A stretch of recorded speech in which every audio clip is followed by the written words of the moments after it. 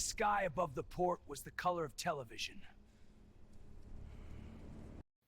ជំរាបសួរហើយក៏សួស្តីអ្នកនរគ្នាស្វាគមន៍មកកាន់ DC ថ្ងៃនេះយើងមានសាច់រឿងមួយទៀតហើយចង់មកនិទានឲ្យអ្នកនរគ្នាស្ដាប់អឺមករយៈចុងក្រោយហ្នឹងបាត់ DC ដោយសារឈឺហើយឥឡូវក៏អត់ស្រួលដែរតែចង់ឲ្យអ្នកនរគ្នាបានស្ដាប់រឿងថ្មីអីចឹងទៅអញ្ចឹងក៏ឆ្លៀតពេលធ្វើវីដេអូនិងធ្វើរឿងមួយចំនួនដើម្បីឲ្យអ្នកនរគ្នាបានស្ដាប់អញ្ចឹងណាហើយសង្ឃឹមថាអ្នកនរគ្នានឹងជួយផ្ដល់កម្លាំងចិត្តដល់ DC ផងជួយ Subscribe Channel YouTube DC ហើយនឹងជួយ Follow Page DC ម្នាក់មួយទៅដើម្បីឲ្យ DC អាចធ្វើវីដេអូតទៅទៀតបានព្រោះដោយសារអ្នកនរគ្នាឃើញស្រាប់ហើយឥឡូវ DC ឈឺទេអត់ជាទេសលេងយើងនៅស្អកឡើយទេតែដើម្បីអ្នកនរគ្នាលះបង់តិចហើយឆ្លៀតពីការងារខ្លះហើយនឹងជួយការងារមួយចំនួននេះចឹងទៅហើយឥឡូវក៏ឆ្លៀតមកធ្វើវីដេអូឲ្យអ្នកនរគ្នាទៀតអញ្ចឹងកុំឲ្យវែងឆ្ងាយយូរមកស្ដាប់សាច់រឿងថ្មីរបស់យើងទៅអញ្ចឹងរឿងលើកនេះគឺរៀងប្លែកបន្តិចដោយសាររៀងច្បាច់យកអបិយជំនឿច្រើនអញ្ចឹងសង្ឃឹមថាអ្នកនរគ្នាមិនប្រកាន់ទេតោះអញ្ចឹងផ្ដើមសាច់រឿងមកគឺមានយុវជន2នាក់ដែលម្នាក់ឈ្មោះសុកម្នាក់ឈ្មោះសំគាត់ទាំងពីរមិនមែនជាបងប្អូនគ្នាទេតែជាមិត្តភក្តិនឹងគ្នាលក្ខណៈថារាប់អានគ្នាដូចជាបងប្អូនអញ្ចឹងពួកគាត់ទាំងពីរមានជោគវាសនាដូចគ្នាគឺត្រង់ថាអត់មានឪពុកម្ដាយអត់មានបងប្អូនអត់មានសាច់ញាតិអីទាំងអស់ហើយស្គាល់គ្នាក៏ចាប់ដើមរាប់អានគ្នាខ្លាចជាមិត្តភក្តិប្រៀបដូចជាបងប្អូនអីចឹងទៅហើយខ្ញុំពិតជាសរសើរលើទឹកចិត្តរបស់ពួកគាត់ហើយនឹងភាពស្មោះត្រង់នឹងការរាប់អានគ្នារបស់ពួកគាត់មែនទែនអញ្ចឹងសង្ឃឹមថាអ្នកដែលមានមិត្តភក្តិល្អអ្នកដែលមានតំណែងដូចថាតាំងពីតូចអីចឹងទៅសូមរក្សាតំណែងនោះឲ្យបានល្អព្រោះថាយើងកម្ររបានណាមិត្តភក្តិឬក៏អ្នកដែលស្គាល់យើងដែលគេរាប់អានយើងបានយូរអីចឹងទៅអញ្ចឹងមានន័យថាជាប្រភេទមនុស្សដែលយល់ពីយើងច្រើនហើយអញ្ចឹងកុំបោះបង់គ្នាអីរាប់អានគ្នាទៅតោះយើងសាច់រឿងយើងតទៀតទៅអញ្ចឹងពួកគាត់ទាំងពីរតាមពិតទៅដោយសារពួកគាត់មានជីវភាពខ្វះខាតហើយមួយទៀតគឺអត់មានអ្នកទំនុកបំរុងអត់មានសាច់ញាតិអីចឹងទៅបណ្ដាឲ្យពួកគាត់អត់អាចបានបន្តការសិក្សាឬក៏ការរៀនសូត្រអីបានវែងឆ្ងាយនឹងស៊ីជម្រៅអីទេអញ្ចឹងដោយសារតំបន់ដែលពួកគាត់រស់នៅហ្នឹងគឺជាប្រភេទតំបន់រ៉ែអញ្ចឹងពួកគាត់ក៏សម្រេចចិត្តថានឹងធ្វើការជីករ៉ែដើម្បីយកទៅលក់អីចឹងទៅហើយរ៉ែហ្នឹងជាប្រភេទដូចរ៉ែត្បូងរ៉ែអីចឹងណាអ្នកនរគ្នាដែលយើងអាចជីកបានតាមតំបន់ព្រៃភ្នំមួយចំនួននេះចឹងទៅហើយមួយទៀតគឺពួកគាត់អត់មានចំណេះជំនាញលើប្រភេទរ៉ែទាំងអស់ហ្នឹងទេមានន័យថាពួកគាត់អាចជីកបានប៉ុន្តែគាត់អត់មានជំនាញលើការមើលភូមិសាស្ត្រឬក៏មើលប្រភេទត្បូងថាវាជាប្រភេទត្បូងអីលក់បានតម្លៃប៉ុណ្ណាប៉ុណ្ណីអីចឹងទៅនិយាយទៅគឺគាត់អត់ចេះមើលទេទាំងពីរនាក់ហ្នឹងលក្ខណៈថាទោះពេលខ្លះគាត់ជីកបានរបស់ល្អឬក៏ត្បូងដែលមានតម្លៃខ្ពស់គាត់យកទៅលក់ឲ្យគេដោយសារគេឃើញថាគាត់អត់មានចំណេះជំនាញអញ្ចឹងក៏គេឲ្យតម្លៃគាត់រៀងទាបដែរអញ្ចឹងអាហ្នឹងវាជាកត្តាមួយដែលប៉ះពាល់ដល់ពួកគាត់មែនទែនហើយបើតាមគំនិតខ្ញុំគិតថាវាជារឿងមួយដែលយើងគួរតែប្រុងប្រយ័ត្នអ្វីបើតែយើងមិនអាចមានជំនាញណាមួយច្បាស់លាស់តែយើងគួរតែយល់ដឹងអំពីទាំងអស់ហ្នឹងអីចឹងណាព្រោះថាសង្គមយើងសពថ្ងៃមិនតម្រូវឲ្យយើងចេះសំទោសអ្នកទាំងគ្នាស្អកកអញ្ចឹងមិនតម្រូវឲ្យយើងចេះលក្ខណៈថាតើតែច្បាស់តើតែជំនាញទេតែយើងគួរតែដឹងឬក៏ស្វែងយល់ពីវាខ្លះព្រោះថាបើយើងមាន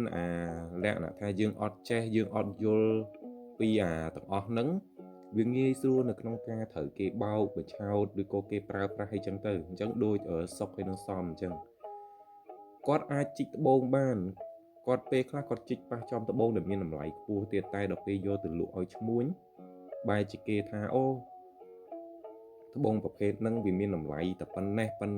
អីចឹងទៅនិយាយទៅគឺតម្លៃដែលគាត់យកទៅគឺវាអត់សមជាមួយនឹងអ្វីដែលគាត់ទទួលបានអីចឹងគឺបែបហ្នឹងណាអ្នកនរគ្នាហើយមួយវិញទៀតដោយសារពួកគាត់អត់សូវចេះមើលភូមិសាស្ត្រឬក៏អត់ចេះមើលខ្សែសាលាយឬក៏វត្តនៃត្បូងអញ្ចឹងទៅអញ្ចឹងពួកគាត់លក្ខណៈថាការជីករបស់ពួកគាត់របៀបដូចផ្សងព្រេងផ្សងសំណាងអីចឹងណាបើចៃដន្យជីកទៅបានទៅវាដូចថាចៃដន្យជីកទៅកន្លែងខ្លះទៅប៉ះអញ្ចឹងទៅវាបានច្រើនអញ្ចឹងទៅហើយចៃដន្យជីកទៅមួយថ្ងៃទល់ល្ងាចអញ្ចឹងទៅគឺអត់បានទេអ្នកនរគ្នា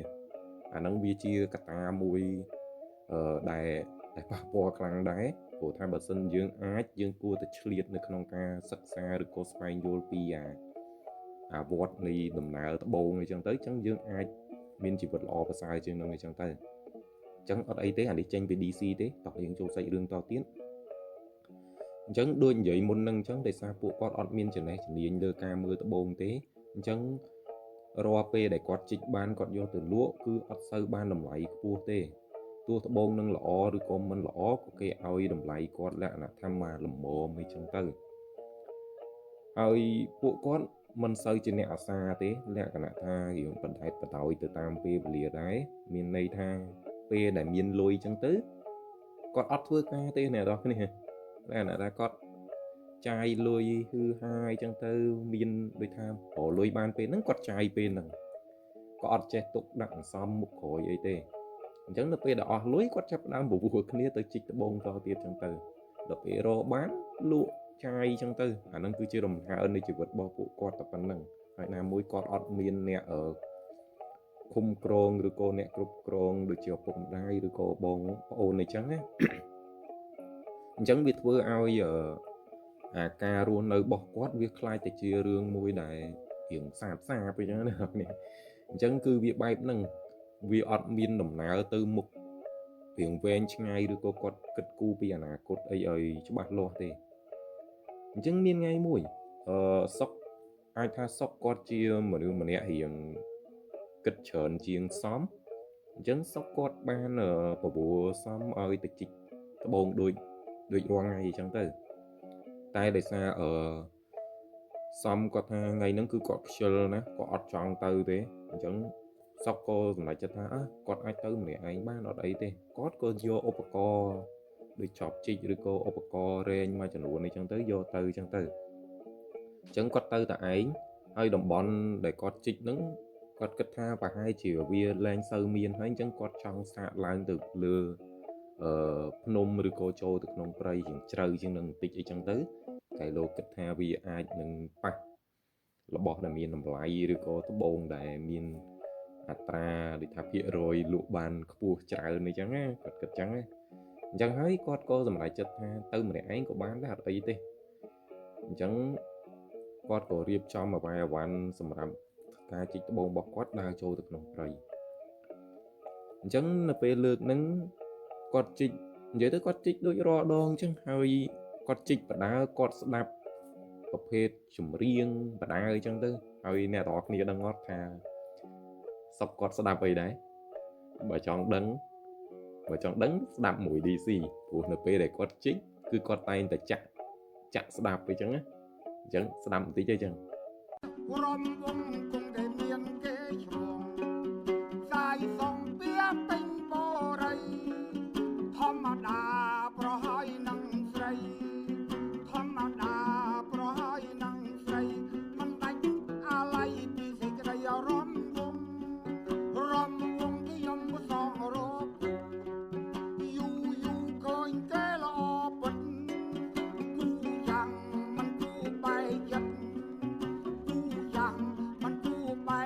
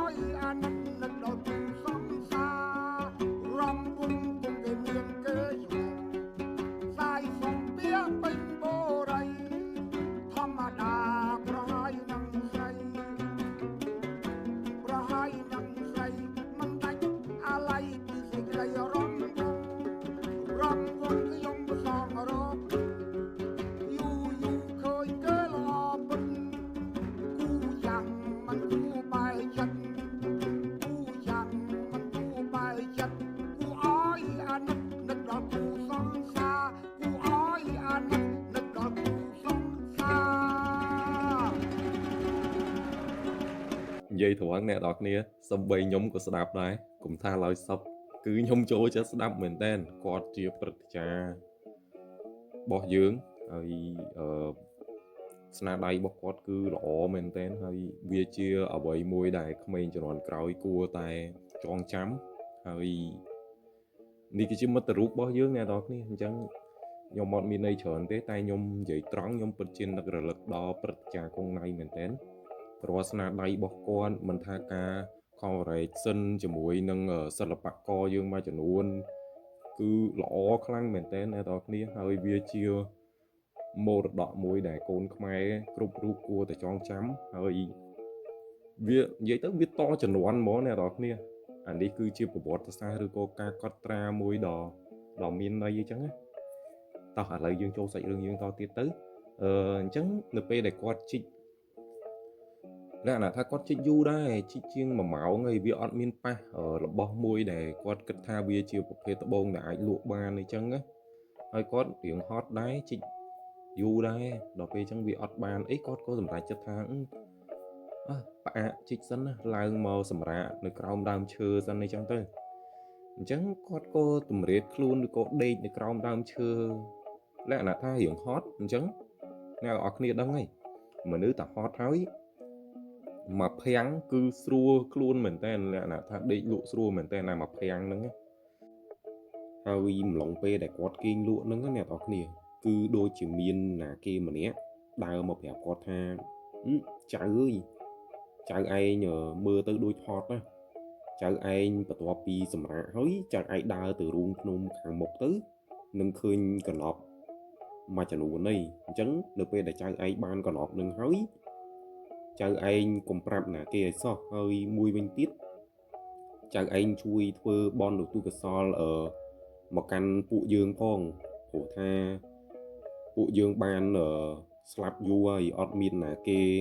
នឹករលឹកឬក៏ធ្វើបន់អីឧទ្ទិសកុសលឲ្យទេអញ្ចឹងបើចៅឯងបានកណប់នឹងហើយមានបានហើយរឿងទី1ចៅឯងកុំប្រាប់ណាគេហើយរឿងទី2ចៅឯងជួយធ្វើបន់ដើម្បីឧទ្ទិសកុសលឬក៏វេចង្ហាន់ផ្សេងមកកាន់ពួកយើងដែលបានស្លាប់នឹងផងអញ្ចឹងបន្ទាប់ពីសុកគាត់លឺបែបនឹងហើយលក្ខណៈថាដឹងខ្លួនភ្លាមណាអ្នកនរគ្នាដឹងខ្លួនភ្លាមគាត់ក៏ងាកមើលជុំវិញខ្លួនគាត់ថាតើណាគេមកនិយាយប្រាប់គាត់បែបហ្នឹងតែម្លងពេលដែលគាត់ភ្ញាក់ឡើងហ្នឹងគឺជុំវិញខ្លួនគាត់គឺអត់មានមនុស្សអីទាំងអស់គឺមានតែគាត់ទេហើយគាត់លងលក់ជាមួយនឹងលក្ខណៈថាខ្យល់ត្រជាក់ល្វើយអីចឹងទៅហើយនឹងសំឡេងតន្ត្រីដែលគាត់ស្ដាប់ព្រឹត្តិការណ៍គង់ណៃអីចឹងទៅអញ្ចឹងគឺលងលក់មកភាំងហ្នឹងគឺលឺសលេងបែបហ្នឹងយកតែម្ដងហើយជុំវិញគាត់គឺអត់មានណាគេទាំងអស់អញ្ចឹងគាត់ក៏ចាប់ផ្ដើមឆ្ងល់ថាតើសលេងហ្នឹងចេញមកពីណាហើយវាគ្រាន់តែជាការយល់សប្តិរបស់គាត់ទេឬក៏មិនលក្ខណៈថាគាត់រៀងអត់អស់ចិត្តដែរអញ្ចឹងតែគាត់ចង់ស្ដាប់ថាព្រោះនៅពេលដែលគាត់ឮហ្នឹងគឺប្រាប់ថានៅរូងភ្នំខាងមុខហើយអ្វីដែលគាត់សម្គាល់នោះគឺត្រង់ថាខាងមុខគឺពិតជាមានរូងភ្នំមួយមែនអញ្ចឹងគាត់របៀបថាគិតថាតើគាត់គួរទៅឬក៏អត់ព្រោះថា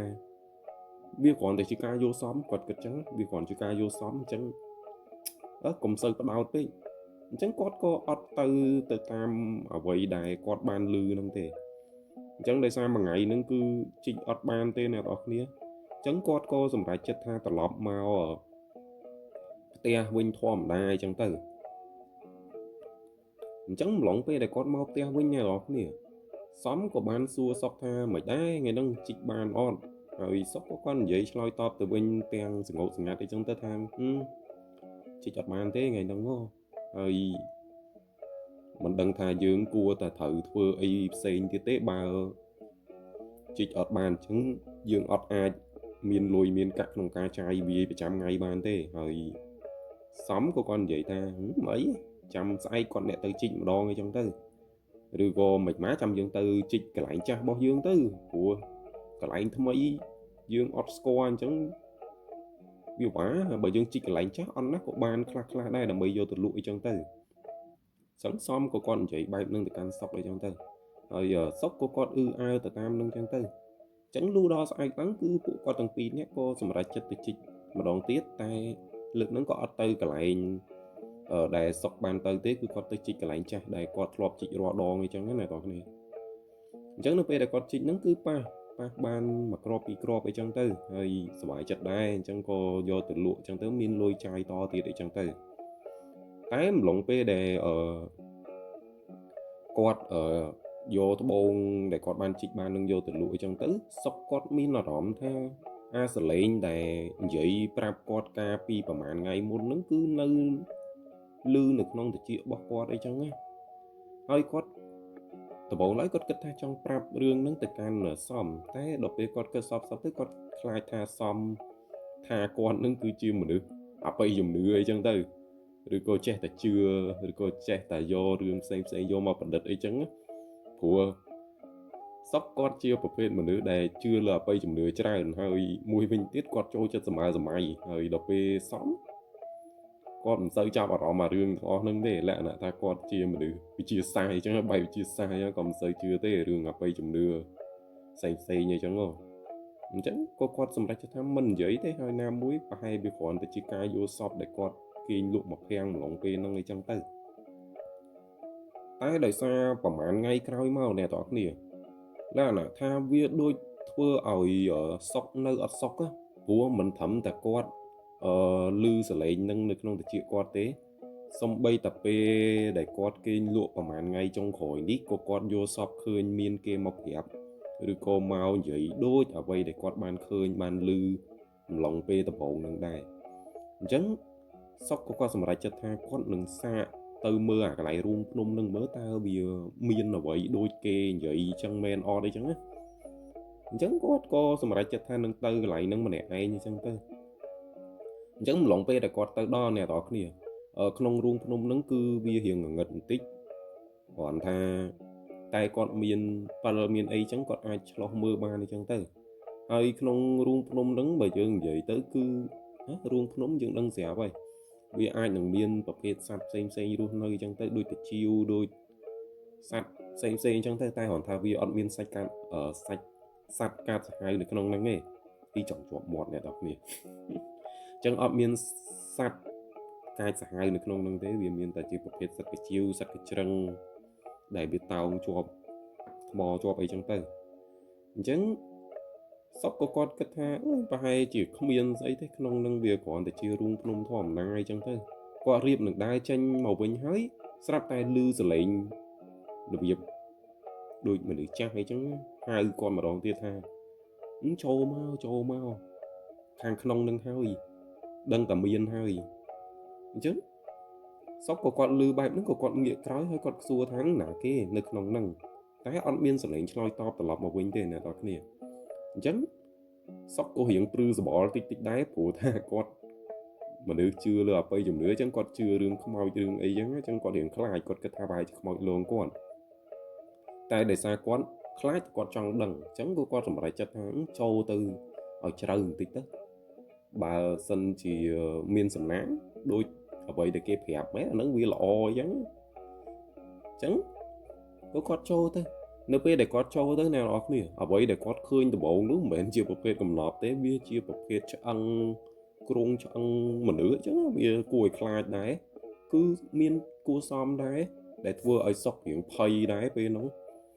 តែម្លងពេលដែលគាត់ភ័យហ្នឹងគាត់ក៏ងាកមកមើលមួយផ្នែកទៀតនៃអាគ្រងឆ្អឹងដែលបានកនឹងអីចឹងទៅគាត់ក៏បានឃើញមានកលក្ខណៈថាជាប្រអប់ឬក៏ជាហឹបមួយដែលល្មមដែរហើយគាត់ក៏រៀងត្រេកអរបន្តិចដែរព្រោះគាត់គិតថាវាជាកំណប់មែនអត់តើវាដូចអ្វីដែលគេបាននិយាយឬក៏បានប្រាប់គាត់ឲ្យមកយកនឹងមែននេះគាត់គិតចឹងណាអញ្ចឹងគាត់បានដើរចូលទៅយឺតអីចឹងទៅនៅពេលដែលគាត់ដើរចូលទៅគាត់ចាប់កាន់កណប់នឹងមកហើយគាត់បើកប្រអប់វាឡើងមកអ្នកនរគ្នាក្នុងនឹងគឺមែនគឺជាប្រភេទកំណប់វាសម្បូរទៅដោយគ្រឿងអលង្ការឬក៏ជាប្រភេទគ្រឿងអលង្ការដែលធ្វើពីមាសមានកងដៃមានជៀនមានអីចឹងទៅវាដូចជាលក្ខណៈថាគ្រឿងអលង្ការបែបបុរាណអីចឹងគឺច្រើនមែនតើហើយសុខគាត់សប្បាយចិត្តមែនតើព្រោះតាំងពីគាត់កើតមកក៏អត់ដែលឃើញ lẽ nào thay dương vậy tha vi chia một cái trộm sầm bátច្រើនបែបហ្នឹងទេចឹងគាត់សប្បាយចិត្តមែនតើអញ្ចឹងម្លងពេលហ្នឹងសុកគាត់ចាប់ផ្ដើមគិតហើយថាគាត់តើគួរយកកំណប់នឹងទៅផ្ទះវិញដោយរបៀបណាព្រោះថាវាច្រើនអញ្ចឹងវាពិបាកនៅក្នុងការយកដែរហើយសុកក៏គាត់គិតរឿងមួយថាបើសិនជាគាត់យកទៅប្រហែលជាសមគាត់អាចនឹងដឹងអីចឹងទៅហើយរឿងមួយទៀតគាត់នៅចាំថាគេបាននិយាយថាអត់ឲ្យគាត់នឹងប្រាប់អ្នកណាគេទេមុនដំបូងគាត់អត់ចង់ជឿរឿងហ្នឹងទេតែដល់ពេលគាត់ឃើញកំណប់បែបហ្នឹងបានគាត់ត្រឡប់មកគិតលើពាក្យសម្ដីមួយចំនួនដែលគាត់បានឮអីចឹងណាដោយពាក្យសម្ដីទី1អ្នកនរគ្នាដឹងហើយគេបានបញ្ជាក់ថាកុំប្រាប់ណាគេទាំងអស់ហើយរឿងទី2នៅពេលដែលបានកំណប់នឹងហើយជួយធ្វើបន់ឧទ្ទិសកុសលមកកាន់ពួកគាត់ដែលបានស្លាប់អីចឹងដូចជាម្ចាស់ទ្រព្យនឹងអីចឹងណាព្រោះដោយសារអត់មានណាគេធ្វើបន់ឲ្យគាត់ទេម្លងពេលដែលគាត់ស្លាប់អីចឹងទៅអញ្ចឹងសពគាត់ចាប់ដើមគិតហើយគាត់អត់អាចយកទៅទាំងអស់បានទេអញ្ចឹងគាត់យកទៅមួយចំនួនហើយគាត់ទុកនៅនឹងតែគាត់មិនមែនទុកកន្លែងតែមានន័យថាគាត់ដើរចូលទៅក្នុងរូងនឹងរៀងជ្រៅអញ្ចឹងទៅគាត់ទុកដាក់លាក់អីចឹងទៅអញ្ចឹងសុកក៏គាត់បានយកទ្រព្យសម្បត្តិឬក៏របស់នៅក្នុងហឹបនឹងមួយចំនួនដើម្បីយកទៅលក់អីចឹងទៅ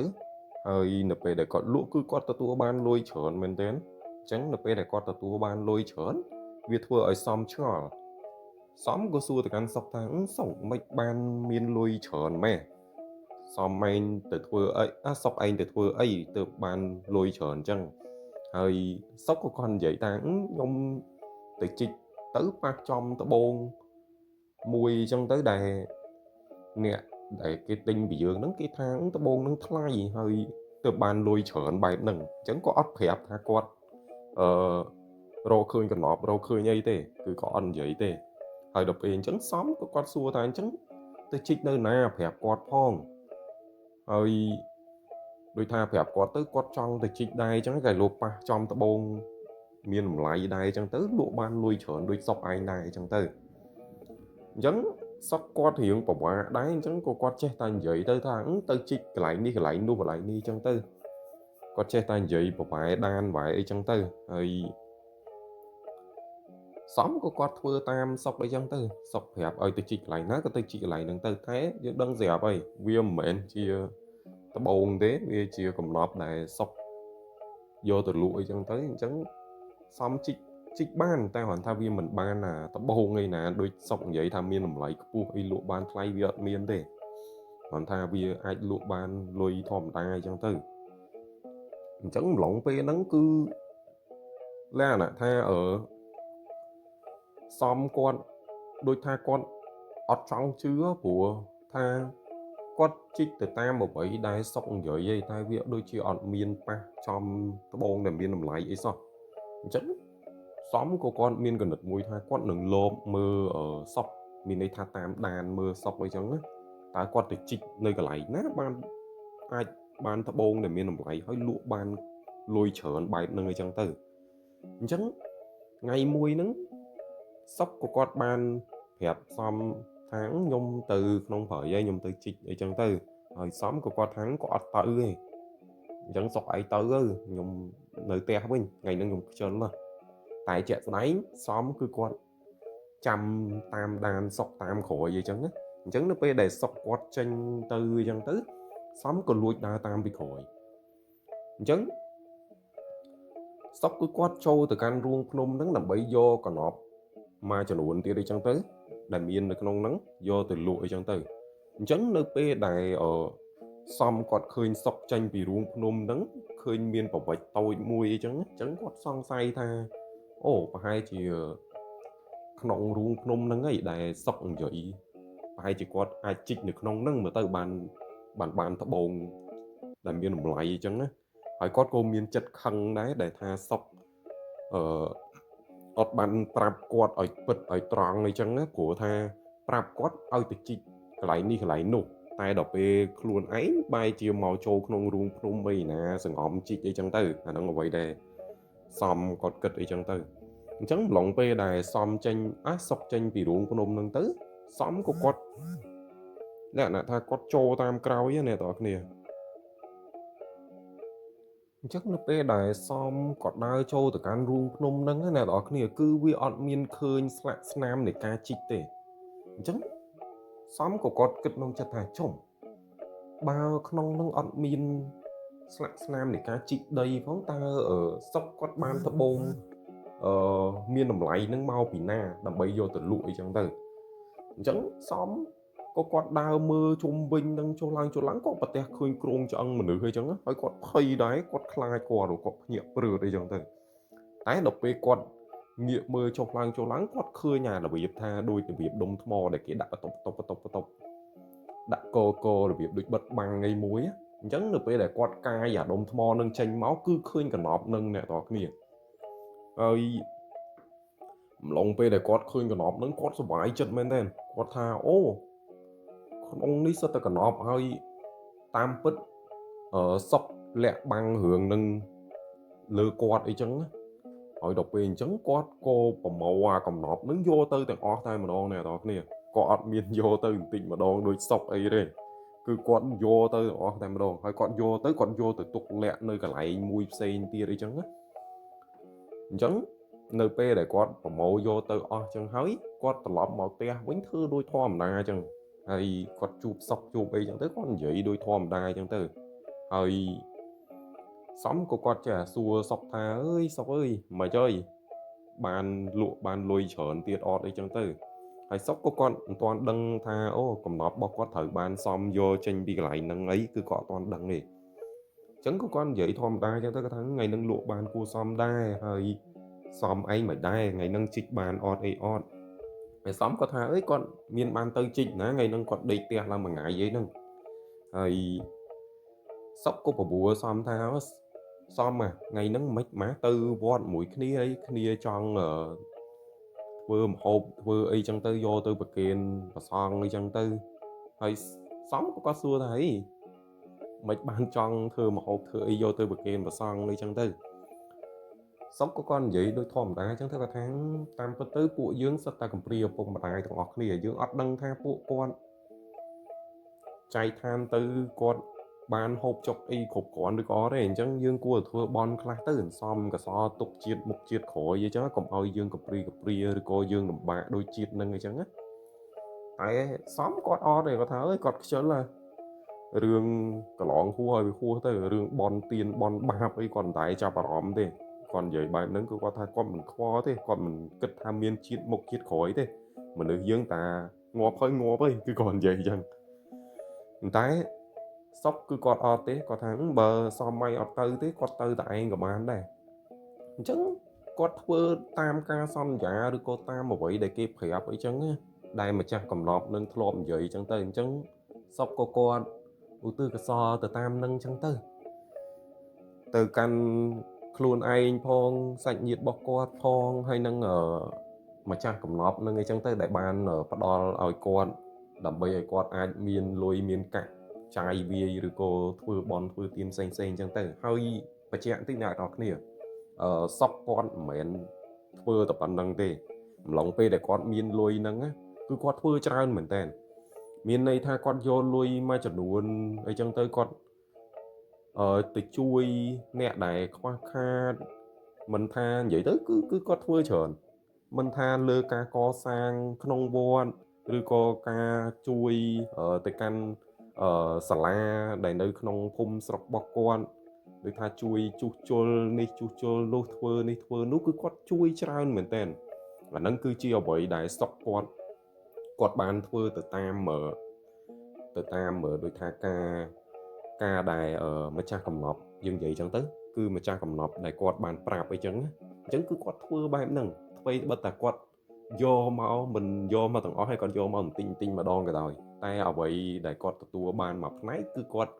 do từ thưa ba em nâng làm bây giờ ai mà cha tiền rồi con mà cha cầm nọp nâng quạt tua bàn đài chẳng á អញ្ចឹងមករយៈក្រោយមកទៀតអ្នកនរគ្នាសុកក៏គាត់បានត្រឡប់ទៅកាន់រូងភ្នំនឹងម្ដងទៀតនៅពេលដែលគាត់ចូលទៅគឺអត់មានឃើញកណ្ដប់នឹងទៀតទេអ្នកនរគ្នាហើយអឺសុកក៏គាត់ភ័យប្រហែលគាត់ថា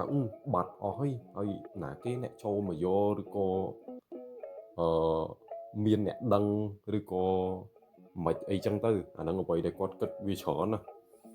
តែដល់ពេលគាត់គិតសពទៅគាត់ក៏គិតថាណាមួយ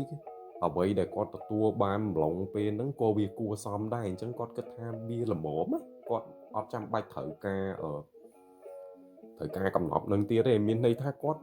អត់ជាមនុស្សលក្ខណៈសុកគាត់ជាមនុស្សម្នាក់ដែលឆ្អែតឆ្អន់ណាគាត់អត់ចេះរបៀបលោភលន់លើទ្រព្យសម្បត្តិទេអញ្ចឹងគាត់គិតថាអ្វីដែលគាត់ទទួលបានវាគ្រប់គ្រាន់ទេសម្រាប់គាត់ប៉ុណ្ណឹង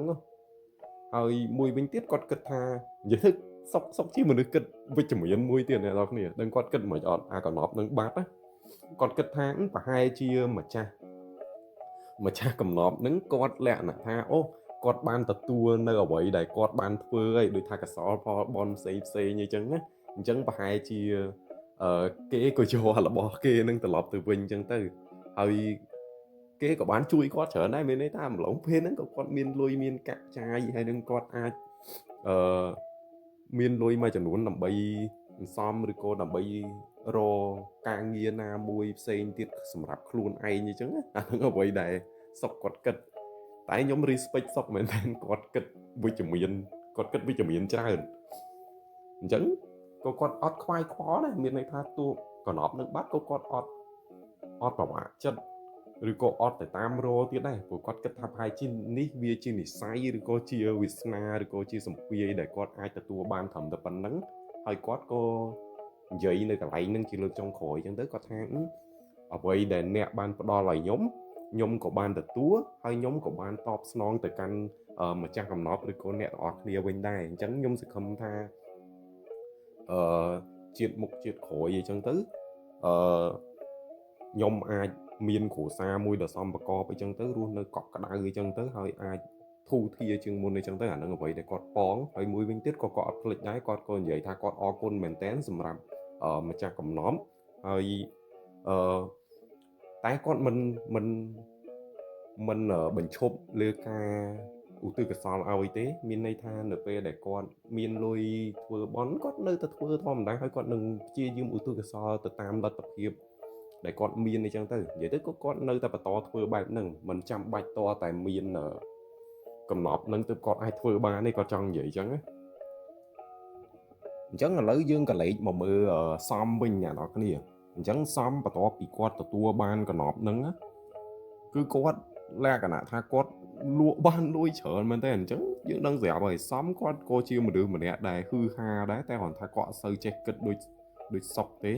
ហើយគាត់ក៏មិនសូវជឿលើអារឿងអបិយជំនឿបនបាបអីហ្នឹងដែរហើយមួយវិញទៀតនៅពេលដែលគាត់បានកំណប់នឹងគាត់យកទៅលក់អីចឹងទៅគាត់តែងតែឮសលេងមួយដែរហើយសលេងហ្នឹងអ្នកនរគ្នាដឹងសលេងអីអត់គឺនិយាយដូចសុកបានឮចឹងគឺនិយាយថានៅពេលដែលបានកណប់នឹងហើយកុំប្រាប់ណាគេហើយមួយវិញទៀតជួយធ្វើបន់ឧទ្ទិសកុសលមកកាន់ពួកយើងផងព្រោះពួកយើងស្លាប់ទៅគឺអត់មានណាគេធ្វើបន់ឲ្យទេនិយាយទៅគឺនិយាយដូចគ្នាជាមួយនឹងសុកគាត់បានឮអញ្ចឹងតែសំក៏អត់ខ្វល់ទេគាត់កំពុងតែសប្បាយហ៊ឺហាជាមួយនឹងលុយដែលគាត់ទទួលបានអីចឹងហើយសុកក៏គាត់ឃើញដែរគាត់ឃើញថាមួយរយៈចុងក្រោយហ្នឹងគឺសំមានលុយច្រើនជាងមុនហើយគាត់ក៏សួរនាំទៅកាន់សំថាសំមិនដែរ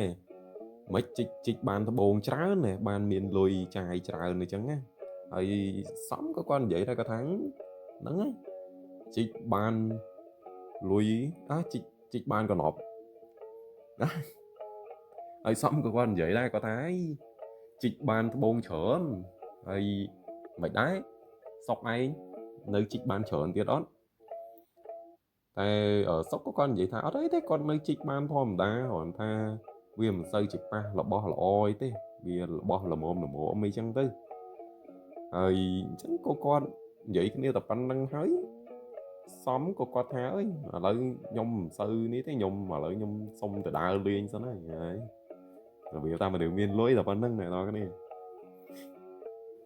chẳng lỏng pe nâng cứ xóm cứ có ọt miên khoai kho lên đó nè đó cái này hơi cót cổ lên từ chích tiết đây con từ lên chích tao bông chích ấy tiết thôi còn trai lôi hắc hẹ sập ai hư hai chân tư hắc si tinh là bo ni là bo nu sầm rập quạt ở chân tư quạt thưa tam mà vậy để quạt trong ba là vậy để quạt sờ lạnh màu dù ấy nhá quạt trai vì quạt miên kịch lừa ở vậy để quạt ban lư thế chẳng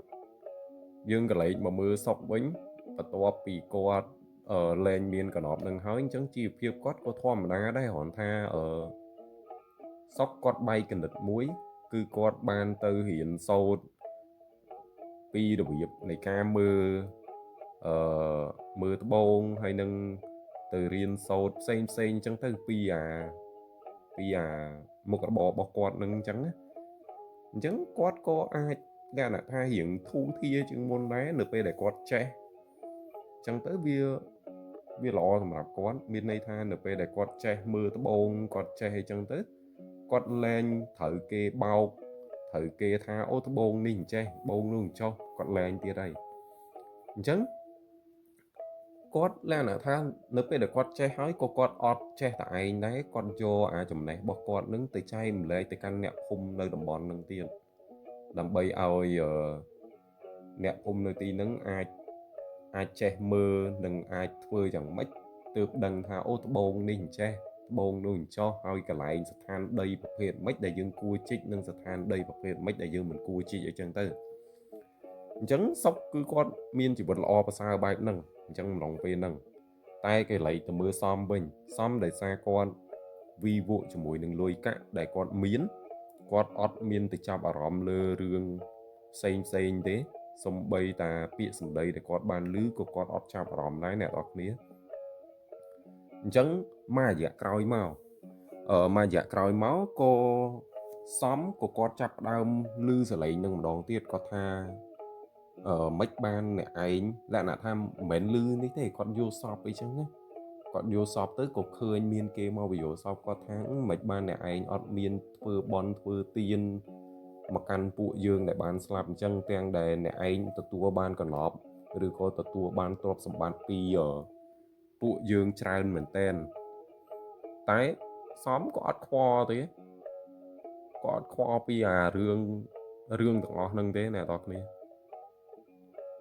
chẳng đời xa quạt ọt khoa chẳng nè ọt kia chẳng biết vừa ao giờ mà cha cầm nọp nắng kia đôi ta thì khăn rồi bài chẳng á rồi ngày muối nè pe đại xóm quạt kiên lúa cứ miên kê màu là biệt tha tôn một lần rồi cô đất bay quạt ấy chẳng đất bay quạt từ cả lại như ruộng nôm nâng tay mà đón rồi là biệt thanh nom quạt từ á là biệt tha đôi mình được nè đó kia trop lư cha vậy tha mình được đây mà mở cà pi cho nón muốn ca nhom nơi tối nhom trop lư cha tha nè class mà mở đào trung bình tê hay chân tư nè class tiết mà mở lần chàng lần y chân tư rồi nè class tiết mà mở là hốt đọt nè sầm lạp nè được nông cru sai chân tư đấng nhom trop lứa nhưng mà đấng tha nè đó kia trop lư được nhom ở đây của nhóm nơi tối nhóm trop lư cha vậy bạn nâng tham mà được mà mớ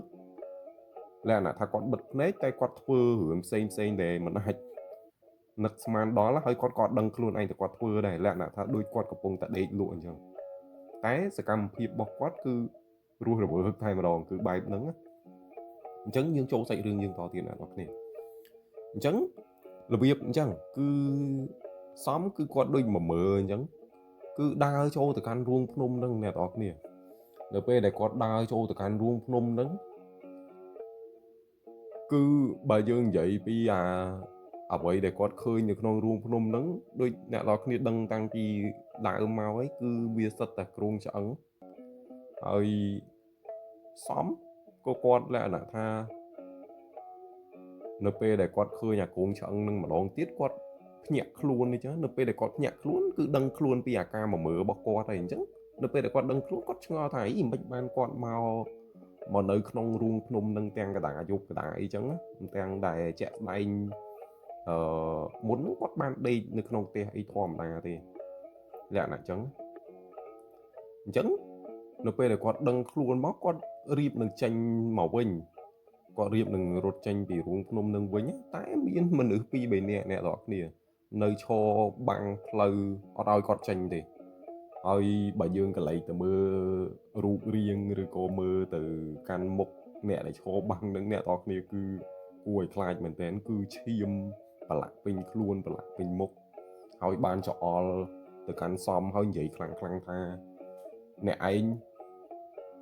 នៅពេលដែលទទួលបានទ្រព្យសម្បត្តិយើងហើយអ្នកឯងអត់មាននឹកនាដឹងគុណឬក៏ធ្វើអ្វីមួយដើម្បីតបស្នងមកកាន់យើងទេគឺអ្នកឯងគិតតែសប្បាយហឺហា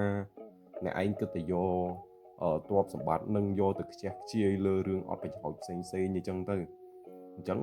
អ្នកឯងមិនសមនឹងរស់នៅទៀតទេហើយអ្នកឯងក៏មិនសមខ្លាចជាម្ចាស់ទ្រព្យសម្បត្តិនឹងដែរអញ្ចឹងនៅពេលហ្នឹងសមគឺគាត់ភ័យគាត់ព្យាយាមរត់គេចពីអ្នកដែលឈរបាំងនឹងអញ្ចឹងតែរត់អត់រួចទេអ្នកទាំងគ្នាគាត់រត់ទៅណាក៏មានអារម្មណ៍ថារត់អត់ទៅមុខដែរហើយនៅពេលដែលគាត់ព្យាយាមរត់កាន់តែខ្លាំងក៏នៅតែមកកន្លែងវាអត់មានរត់ទៅណារួចអីចឹងគឺនៅជាប់គាំងនឹងតែម្ដងដល់ពេលអញ្ចឹងគាត់ក៏ភ័យគាត់ថយអញ្ចឹងទៅក៏ល្អិលជើងអ្នកនរគ្នាល្អិលជើងក៏ជុងជាមួយនឹងឆ្អឹងគឺថាឆ្អឹងដែលសាកសពនៅទីនឹងអញ្ចឹងជុងគាត់ស្លាប់អញ្ចឹងទៅហើយបន្ទាប់ពីរឿងនឹងកើតឡើងអញ្ចឹងទៅសំក៏គាត់សុកដោយសារបាត់សំព្រោះអត់ដឹងថាយប់មិញសំទៅណាទៅណីអញ្ចឹងដល់ពេលអញ្ចឹងក៏ដើរអញ្ចឹងទៅតែដើររត់ឃើញទេអ្នកនរគ្នាអំឡុងពេល2 3ថ្ងៃក្រោយមកទើបបានមានអ្នកដែលគេជីកត្បូងនៅក្នុងព្រៃហ្នឹងគេថាដូចធំក្លិនអីភីឬក៏ធំក្លិនស្អុយចេញពីរូងភ្នំខាងមុខអីចឹងណាហើយដល់ពេលអញ្ចឹងក៏ចាប់ផ្ដើមផ្អើលអ្នកភូមិនៅទីហ្នឹងរួមទាំងសក់អីក៏នាំគ្នាទៅមើលអញ្ចឹងទៅនៅពេលដែលទៅមើលអ្នកនរគ្នាដឹងស្រាប់ហើយនៅក្នុងរូងភ្នំហ្នឹងគឺទៅដល់គឺឃើញសាកសពរបស់សំគឺនៅក្នុងហ្នឹងហើយមួយវិញទៀតក៏ប្រទះឃើញជាមួយនឹងកណប់នឹងដែរហើយកណប់នឹងអ្នកនរគ្នាគឺបើយើងនិយាយពីអាប្រអប់នឹងវាអត់ដូចសភាពដើមនៃដែលសុកគាត់បានឃើញទេគឺវាប្រឡាក់សិតទៅឲ្យឈាមហើយអ្នកនៅទីនោះគឺគិតយកតែម្ដងគេគិតថាអូប្រហែលជា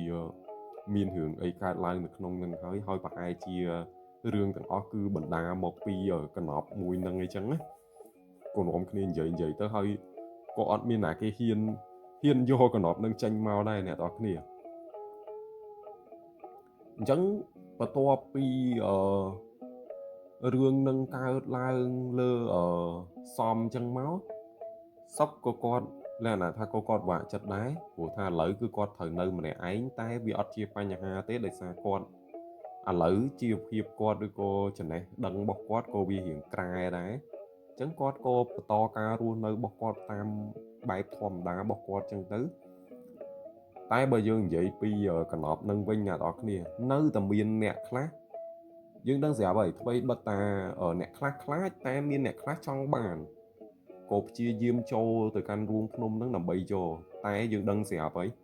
តាំងពីពេលនោះមកគឺអត់ដែលមានណាគេរស់ទេអ្នកនរគ្នា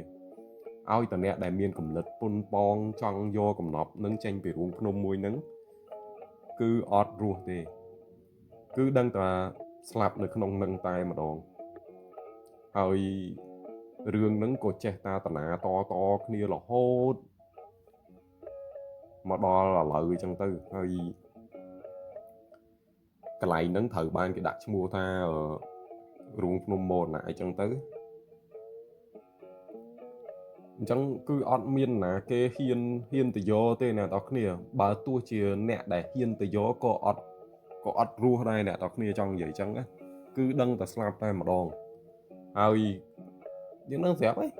ស្លាប់គឺអត់មានតាណាឆ្ងាយទេគឺនៅក្នុងរូងក្នុងនឹងតែម្ដងគោឆ្អឹងនៅក្នុងនឹងតែម្ដងអញ្ចឹងអ្នកស្រុកនៅទីហ្នឹងអ្នកដែលគេខ្លាចនៅខ្លាចអ្នកដែលគេមិនខ្លាចគេចេះតែចង់បានដូចថាសេចក្តីលោភលន់អីចឹងចេះចង់បានទ្រព្យសម្បត្តិចេញពីហ្នឹងអីចឹងទៅចេះចូលទៅអញ្ចឹងទៅតែចូលទៅគឺ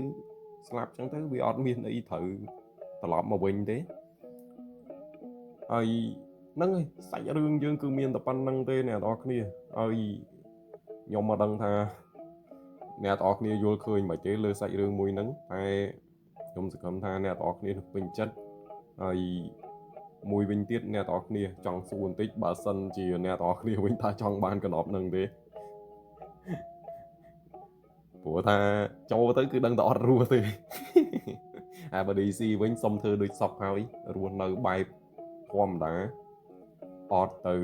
ប៉ះពាល់ណាគេទេគឺ respect ទៅកាន់សក់អូខេអ្នកនរគ្នាអញ្ចឹងអត់មានអីច្រើនទេចាញ់ពី DC ទៅគឺមានតែប៉ុណ្្នឹងទេជាចុងក្រោយសង្ឃឹមថាអ្នកនរគ្នាជួយ support DC ផងជួយ follow page DC ហើយនិង channel YouTube របស់ DC ម្នាក់មួយទៅដើម្បីជាកម្លាំងចិត្តឲ្យ DC នឹងបន្តធ្វើសាច់រឿងថ្មីបន្តទៀតហើយអត់មានអីច្រើនទេអញ្ចឹងមានតែប៉ុណ្្នឹងទេអ្នកនរគ្នាបាយបាយ